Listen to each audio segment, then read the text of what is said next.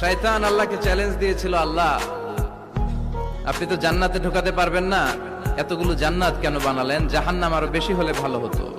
আল্লাহ বললেন কেন? শয়তান বলে, আল্লাহ এই সবগুলার আমি ওয়াসওয়াসা দিয়ে মুনাফিক বানিয়ে নাস্তিক বানিয়ে জাহান্নামে ঢুকাবো।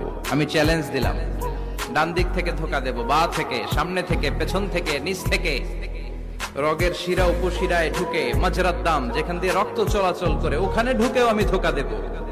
তো আপনি জান্নাতে ঢুকাবেন কেমনে? আল্লাহ বললেন, তুমি আমারও চ্যালেঞ্জ দাও, এত বড় সাহস? আমি তো সব রাজার বড় রাজা, মহারাজা। চিৎকার করে বলেন ঠিক কিনা? মহারাজার সাথে চ্যালেঞ্জ দেয়া যায় না। তুমি আমাকে চ্যালেঞ্জ দাও, ওকে ডান, আই টেক ইউর চ্যালেঞ্জ। আমিও তোমার চ্যালেঞ্জ নিলাম। তুমি আজীবন ধোকা দিবা, আজীবন তুমি গুমরা করবা, বেনামাজি বানাবা, জালিম বানাবা।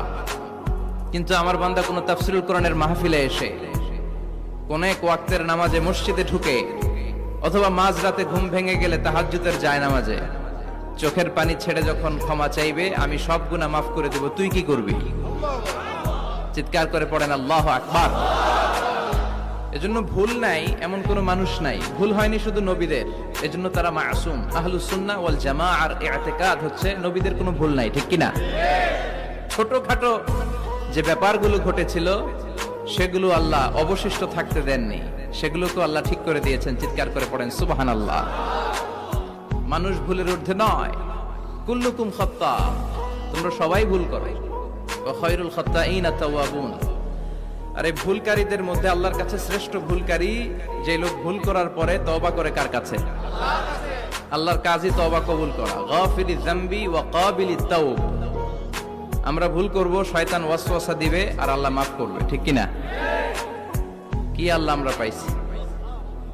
উনি মাফ করার জন্য বসে থাকে 24/7, সপ্তাহের 7 দিন, মাসের 30 দিন, দিনের 24 ঘন্টা তিনি বসে থাকেন, কখন আমার বান্দা চোখের পানি ছেড়ে আমার কাছে ক্ষমা চায় আর আমি আল্লাহ ক্ষমা করে দেব।